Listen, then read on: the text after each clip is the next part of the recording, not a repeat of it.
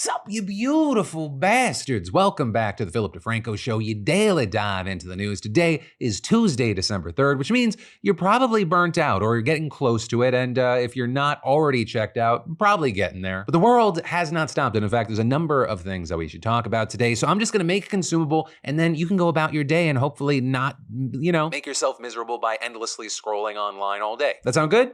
No? Okay, well, fuck me then. I'm still gonna do it. Starting with the absolutely wild and shocking news that the president of South Korea has declared martial law, and we're just seeing chaos erupt. Because suddenly, in a late night TV address, South Korea's President Yoon declared martial law, which is an absolutely massive deal for a number of reasons. I mean, it marked the first time in nearly 50 years that martial law has been declared, with it in fact being the first time since South Korea's military dictatorship ended and the country became a democracy. And this, as Yoon's declaration, was incredibly restrictive. I mean, it banned all political activities and allowed Yoon to take command of the news media, among other measures. Now, as far as why Yoon has made this shocking and unprecedented move, it comes amid an ongoing battle with the political opposition there, because notably the opposition controls the National Assembly and won by a landslide in the last general election, effectively making him a lame duck president. And in his speech invoking martial law, Yoon specifically claimed that the opposition was plotting insurgency and trying to overthrow the free democracy, accusing them of being pro-North Korean, anti-state communist forces and saying that martial law was needed to, quote, eradicate those threats. But this is on the other side, you had opposition leaders and others accusing Yoon of a blatant power grab, with some even going as far as to describe his efforts as an attempted coup. I mean, just so you understand how insane this move is, even the leader of Yoon's own party condemned the move. He called it wrong. And this, you have many claiming that Yoon's doing this to lash out at the opposition, which has essentially prevented him from passing any bills. And specifically, this includes next year's budget bill, which Yoon's party and the opposition have continued to disagree over. But then also, beyond that, they've been hounding him over various scandals and corruption cases, with Yoon just dismissing calls for investigations. But these cases, they include not only Yoon's top officials, who the opposition has attempted to impeach, but also his wife, which is why we saw the leader of the opposition party condemning and vowing that the National Assembly will block the decree, saying there is no reason to declare martial law. We cannot let the military rule this country. And adding President Yoon's illegal declaration of emergency martial law is null and void. But then also, this is where things get really scary and messy. Right, as I mentioned, the martial law order bans all political activities. And according to South Korea's semi-official news agency, after Yoon's announcement, the military proclaimed that the National Assembly and other political gatherings would be suspended. But then, despite that, we saw thousands of protesters filling the streets near the National Assembly demanding that Yoon resign. Also a massive thing is that after the declaration, the Speaker of the National Assembly called on lawmakers to convene, and while it was reported that the military had blocked the entrance, enough of them were able to get in, though some members reportedly had to do so by pushing past the blockade, with one even filming it. And eventually, 190 members of the 300-member assembly managed to gather, and around 2 hours after Yoon's martial law decree, all 190 of those lawmakers voted to block the declaration. A move that elicited cheers from the lawmakers inside and the protesters outside. But despite that majority vote, you then had local outlets reporting that South Korean military officials had said the martial law will remain in place until President Yoon lifts it himself. Though this is both the Speaker of the National Assembly and other local media outlets had reported that the martial law troops and police had begun withdrawing from the Parliament building, and protests outside were still allowed to continue. And so you had the whole country in this just weird legal standoff, right? On one hand, you had the president declaring martial law and making it illegal for the National Assembly to convene. But then you had the National Assembly saying that is illegal and convening anyway to lift martial law. And then you also had the military, who seemed to be echoing what the president was saying, but then also not completely enforcing martial law, right? Because if they did, the lawmakers and protesters who gathered would have been arrested. All of which then brings us to the news that broke just as we were finishing today's show. President Yoon has lifted the martial law order, saying, in light of the National Assembly's demand to lift martial law, I ordered the withdrawal of military forces involved in martial law operations. Adding his cabinet is meeting to accept the National Assembly's motion to proceed to revoke martial law. And not long after that, we saw the semi-official news agency reporting that the cabinet had approved the measure lifting martial law. And so now we have to wait and see what happens from here and what the fallout from this whole clusterfuck of a situation is going to be. But while we wait to see what happens there, I gotta pass the question off to you. What are your thoughts here? But then, in absolutely shocking news, the world's coolest, probably funniest, and definitely best looking billionaire out there, who, if he wants my Venmo account information, I'm open to giving it, he just got blocked again. Because if you haven't been following this, back in 2018, Tesla's board approved an enormous pay package of $56 billion worth of company stock from Musk, with that payout being conditional on a series of performance goals over the following years, namely some ambitious sales and revenue targets, as well as a $650 billion market value. Goals that were notably met, with Tesla now worth over $1 trillion, meaning that his pay package would be worth around $100 billion today. But what happened is that in 2018, Tesla shareholder Richard Tornetta objected to Musk's compensation, with him arguing in a lawsuit that the negotiations negotiations were just unfair. And so boom, we see the first block in January with Delaware Judge Kathleen McCormick siding with Tornetta, with a ruling that Musk would have to return the stock options, which notably would knock him off the pedestal as the richest man on earth. And what she argued there is that Musk basically controlled the process over his influence over the company and had close ties to several board members. Writing, put simply, neither the compensation committee nor the board acted in the best interests of the company when negotiating Musk's compensation plan. And adding, in fact, there is barely any evidence of negotiations at all, other than citing an incident in which Musk described an early version of the deal as me negotiating against myself. And adding, swept up by the rhetoric of all upside, or perhaps starry-eyed by Musk's superstar appeal, the board never asked the $55.8 billion question. Was the plan even necessary for Tesla to retain Musk and achieve its goals? All of which was, of course, very big news, but he still had a chance to change the judge's mind. And with that, what we ended up seeing is back in June, the holders of 72% of Tesla's shares, not owned by Musk himself or his brother, voted to reaffirm the pay package. Though at the time, you also had critics pointing to past comments by Musk that arguably could have made Tesla shareholders feel like they were being held hostage. Like, for example, when he threatened to focus more on his artificial intelligence work at his other companies if he didn't get greater voting control, or when he admitted to diverting NVIDIA AI chips meant for Tesla to X. With all of that bringing us to yesterday, where we saw Judge McCormick ruling again that Musk has to return the pay package, as well as calling his lawyer's reasoning fatally flawed and at times indefensible. With her arguing there that the company can't simply swipe away the results of its previous misconduct by persuading a majority of the shareholders to approve that conduct retrospectively, and saying that if courts condone, quote, the practice of allowing defeated parties to create new facts for the purpose of revising judgments, lawsuits would become interminable. And so naturally, following this, Musk used one of his other companies, X, to blast McCormick, writing there the shareholders should control company votes, not judges, as well as sharing a post calling her an activist judge at its worst. So I will say, with this, something that's been less reported on is the fact that another part of McCormick's ruling actually favored Musk, right? Because she also flatly shot down a request by the plaintiff's lawyers to get $5.6 billion worth of Tesla stock to pay their legal fee, instead awarding them just $345 million in cash or Tesla, though, you know, just is a word I use very loosely. That is a lot of money, but a lot less than $5.6 billion. But for now, we'll have to wait to see what happens from here, because of course, Tesla has vowed to appeal the ruling to a higher court. But then, taking a quick break from the news, I don't know anyone who doesn't think that debt can be overwhelming, especially during the holidays when many of us feel the pressure to spend more. I mean, last year, half of American consumers took on more debt just to pay for the holidays, which doesn't help with stress levels. So if you're stuck making payments, but your balance is barely budged, today's sponsor, PDS Debt, they can help. And if you have $10,000 or more in eligible debt, PDS Debt offers real solutions, no matter your credit score, even if it's bad or fair. They take the time to understand your situation and connect you with tailored options to help tackle credit cards, personal loans, medical bills, collections, whatever's weighing you down. And the best part is that getting started is quick and easy, right? They're offering a free debt analysis for you that takes just 30 seconds. So you can head over to pdsdebt.com/DeFranco to start your journey toward becoming debt-free. So stop merely surviving and start living for you, not your creditors. Take the first step to reclaim control today at pdsdebt.com/DeFranco. But then, for our next two pieces of news, we're going to open up a dictionary. Now, the first piece of news starts with a question of, is it demure to be holding space for the Costco guys, or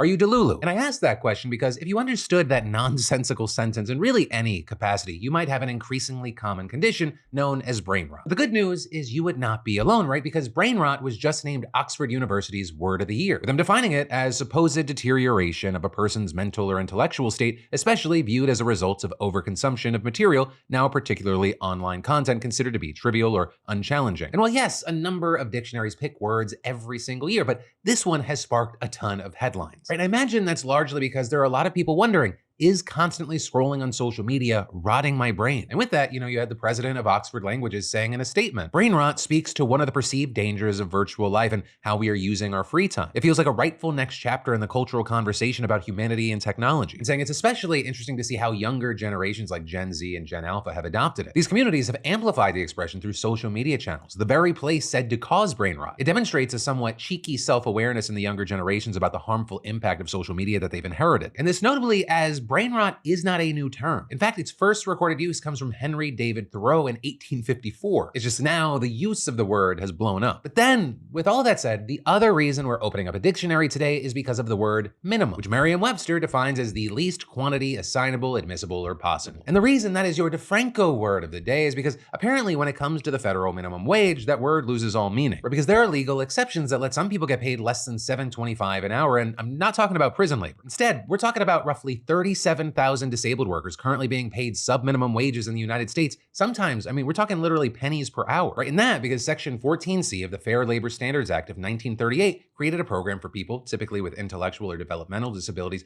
to work in what are known as sheltered workshops. Basically, just these facilities where they're segregated from able-bodied workers. And then certified employers contract with those workshops and pay the workers a per item rate or calculate pay based on productivity relative to able-bodied workers. And usually what you see is they're doing repetitive tasks like packaging, assembling, manufacturing, or janitorial work. And as far as why this exists, when the program was first concocted during the Great Depression, its purpose was to provide jobs for injured veterans. But now what we've seen is that it's morphed into what critics have called a loophole for corporations to exploit disabled people. With, for example, the Government Accountability Office finding that from 2019 to 2021, workers in this program typically made about $3.50 per hour. That also is about 12% of them made less than $1 an hour, and some going as low as just 25 cents. I mean, literally a fucking quarter an hour. And I mean, that's even if they got what they were owed, right? Because outlets like the Washington Post found that at least 38% of current certified employers have cheated disabled workers out of millions of dollars in pay. And with that, the Labor Department has ordered employers to pay over $20 million in back pay and other violations from 2009 to 2023. Also, you had the Post saying they found that the program's stated goal of helping its workers transition to higher paying, non-segregated work is a near total sham. With them finding over 2 years, only about 2% of workers made a full transition. Now, with this situation, what we've seen is that as awareness of the program has grown, so has opposition to it, with us seeing 13 states and DC already eliminating it entirely, as well as Illinois, California, Virginia, and Nevada moving to do the same, and Texas has partially eliminated the program. As far as what the impact is, according to the Post, when states end their programs, overall employment of adults with cognitive disabilities actually increases, which kind of refutes the argument that disabled people need this program because they can't get a job without it. But unfortunately, most of the country still allows sub-minimum wages, and Republicans in particular are unlikely to get rid of it. So what's happened is that the Biden administration spent the past year reviewing the program, and today it's now proposing a rule that would phase it out over 3 years, with the acting labor secretary specifically saying, with this proposal, the department expects that many workers currently paid sub-minimum wages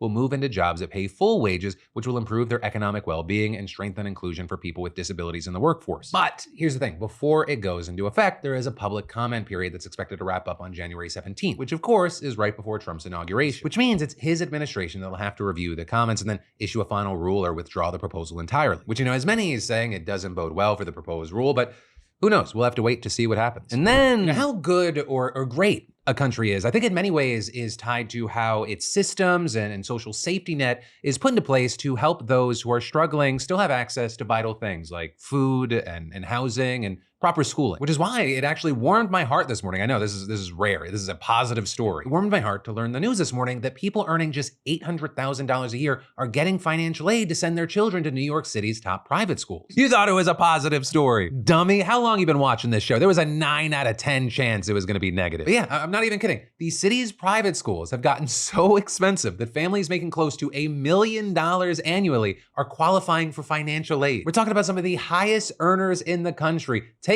handouts because these schools are charging around $65,000. And the thing about people making $800,000 qualifying, that's not something I pulled out of my ass. Lehman Preparatory School, which charges $67,300 a year for most grades, their tuition chart literally shows that families earning up to $800,000 can qualify for at least some help if they have 3 children enrolled, with households making up to $600,000 also getting aid if they have 2 children enrolled. And they're not the only ones, right? The Dalton School says on its website that families that earn $400,000 with, quote, a low to moderate level of personal assets and have 2 kids enrolled might qualify for enough aid that they only have to pay just over half of the school's $64,300 tuition. And the all-girls school Chapin, where tuition is $65,300, the average household income of families who applied for financial aid was $229,400. And I also want to be clear here, right? Just because New York City is expensive, that doesn't mean that $229,400 is standard income. Data shows not only that a family making that much would be top 1% nationwide, they would still be top 6% of earners citywide. Though despite that, financial aid officers and experts told the New York Times that these high-earning families who receive financial aid, they shouldn't be seen as trying to game the system. With, for example, the Times explaining it has become legitimately difficult for parents to pay full tuition, at least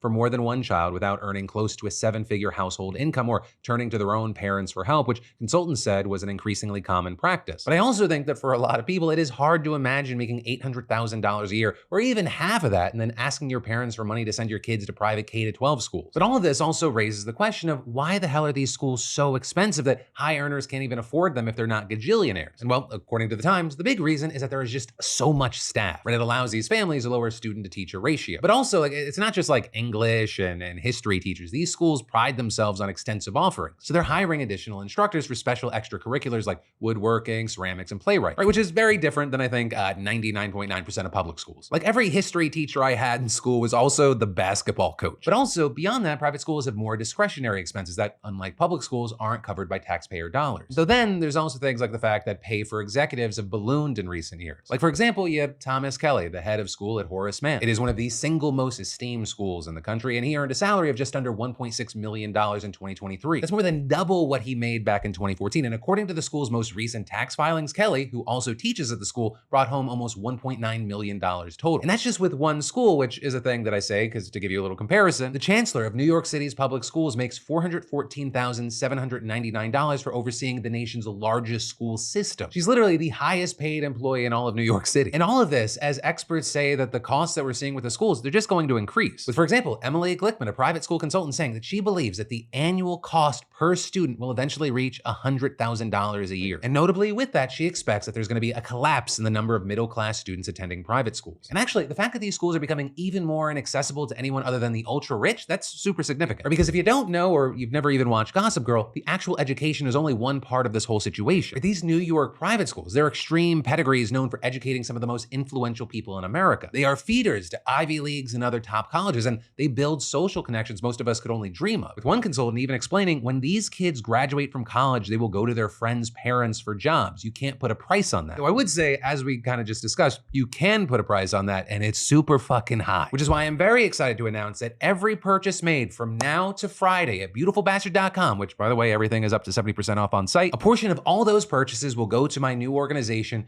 Rich People for Rich People, where we sponsor a child of a family only bringing in $700,000 a year. Or we're talking about kids that after school, they have to go home with their just one nanny, where they're eating their after school snack on a faux marble countertop. And we're talking about kids who are expected to learn how to play on a baby grand piano and not even a concert grand piano. Living conditions I wouldn't wish on my worst enemy. Also, it's stupid that I even have to do this, but for the 3% of people out there that do not understand sarcasm, Rich People for Rich People is not a real organization. It is the general economic policy when it comes to politicians in this country, but it is not an organization that I am in charge of and or will ever be in charge of. But then, taking a quick break from the news, what if I told you there is a simpler way to manage your finances right from your phone? Simplifying everything, making it so easy to see exactly what's happening with your finances, track your spending, and keep track of those subscriptions. Well, look no further, thanks to our sponsor, Rocket Money. Right? Rocket Money is a personal finance app that helps find and cancel your unwanted subscriptions, monitors your spending, and helps lower your bills so you can grow your savings. You can track your spending, set budgets, and get alerts for price hikes. Plus, their goals feature helps you save for things like paying off credit cards or just building your savings. Plus, they'll even negotiate lower bills on your behalf, sometimes saving up to 20%. Just submit a picture of your bill and they'll take care of the rest. Also, I gotta say, I just love seeing all of your subscriptions in one place and knowing exactly where your money's going. And if you want to cancel a subscription, Rocket Money can help you cancel them with a few taps. Right? Because Rocket Money has over 5 million users and has saved a total of $500 million in canceled subscriptions, saving members up to $740 a year when using all the app's features. So stop wasting money on things you don't use. Cancel your unwanted subscriptions by going to rocketmoney.com/PDS. That's rocketmoney.com/PDS, rocketmoney.com/PDS. But then we gotta talk about President Biden being in Angola. Right? Because one, it's not only his first visit to sub-Saharan Africa as president, and it's the first time ever that a sitting US president has visited this particular country, but also because two, there's a lot to unpack here on why he's there now, why a lot of people are saying it's about China, and why all of it is so complicated. Right, so to start things off, you should know that Angola gained independence from Portugal back in 1975. It then fought a decades-long civil war that was in part a proxy conflict between the US and the Soviet Union. And notably, the US supported the opponents of the country's largest anti-colonial movement, which had embraced communism during the war. And also, since the end of the war in 2002, China has poured billions of dollars into Angola and the rest of the continent through its Belt and Road Initiative. And I mean, like, just pouring money. Just in September, for example, the Chinese president pledged $50 billion in financial support as well as military military aid. And so with that, China has also come to dominate the supply of critical minerals on the continent. Right? Minerals including copper and cobalt, which are essential to renewable energy technologies and electric vehicles. Within all of this, leaving some to wonder whether America can compete at all. Or with people like Ken Opalo, for example, an associate professor with Georgetown School of Foreign Service, saying, there is no competition. China has spent almost 20 years forging impactful economic ties with almost all African countries, from trade to financing for infrastructure, while the United States and its European allies mostly viewed the continent through the lens of aid and humanitarian crises. Right? But notably, after Biden came into office, he was promising a new era in US-Africa relations. In 2022, saying that the US was all in on Africa's future, and with that, pledging $55 billion in aid and investment to the continent, as well as promising to visit in the next year. But that trip ended up getting delayed twice, with it only now coming about as Biden's on his way out of office. And that reportedly reinforcing a sentiment among some Africans that their continent is still a low priority for the United States. Which is why you had Opalo, right, that Georgetown professor, saying, the message implied by the timing is hard to miss. Biden had the time and stamina to visit lots of places during his 4 years in office, but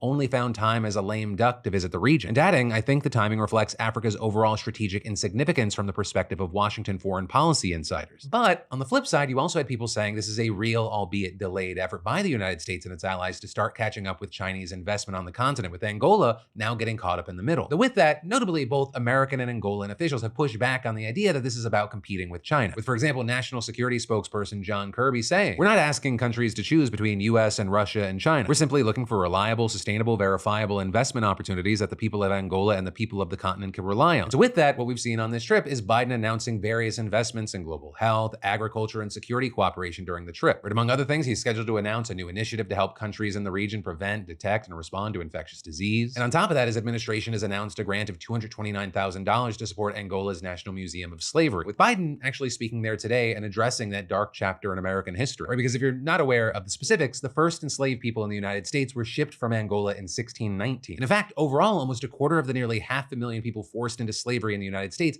came from the west and central region of Africa that includes Angola. Though the big one, right, the real reason he's there, some would say, something called the Lobito Corridor. Right? Basically, it's an 800-mile, multi-billion-dollar railway project funded largely by the United States. And it'll connect the copper and cobalt mines of northern Zambia and southern Congo to the Angolan port of Lobito. And it will also ultimately aim to extend to Africa's east coast through Tanzania and therefore be a coast-to-coast rail link. Though also with that, you have the Biden administration saying the corridor will benefit everyone. Saying, for example, it will encourage manufacturers to build factories along the railway because they can use it to ship goods. And then with that, it hopefully creates jobs, and also saying it could allow small subsistence farmers to ship their harvests overseas rather than selling them at roadside markets as they currently do. All of which has the Biden administration describing the corridor as one of the president's signature initiatives, though it will not be complete until well after he's gone from office. Right? And so one of the big questions is, will it survive Trump? Now, notably, there, of course, challenging China is high on Trump's to-do list, with one analyst, for example, saying as long as they keep labeling Lobito one of the main anti-China tools in Africa, there is a certain likelihood that it's going to keep being funded. Though, notably, some have questioned whether it'll really be all it's cracked up to be. With, for example, Michelle Gavin, a former advisor to Obama, saying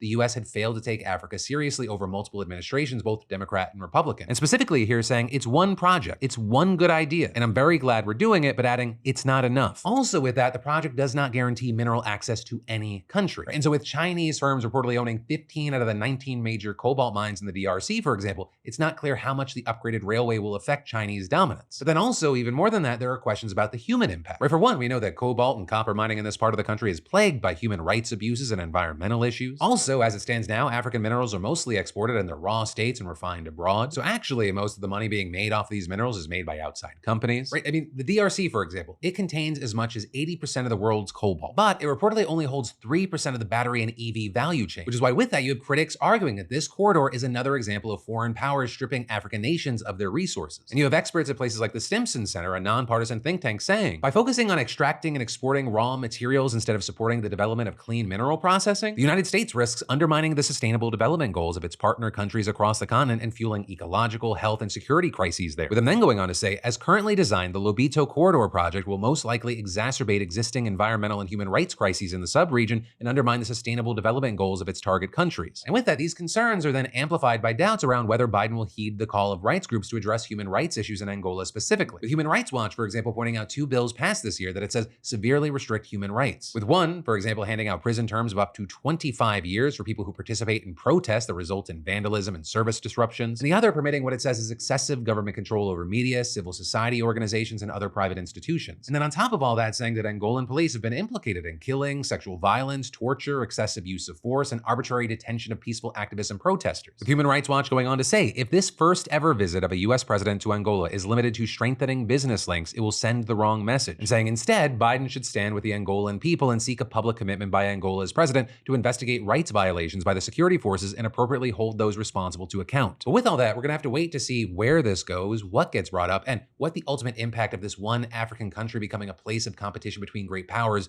looks like. But that, my friends, is the end of your Tuesday evening, Wednesday morning dive into the news. Thank you for watching, and remember, my name's Philip DeFranco. You've just been filled in. I love yo faces, and I'll see you right back here tomorrow.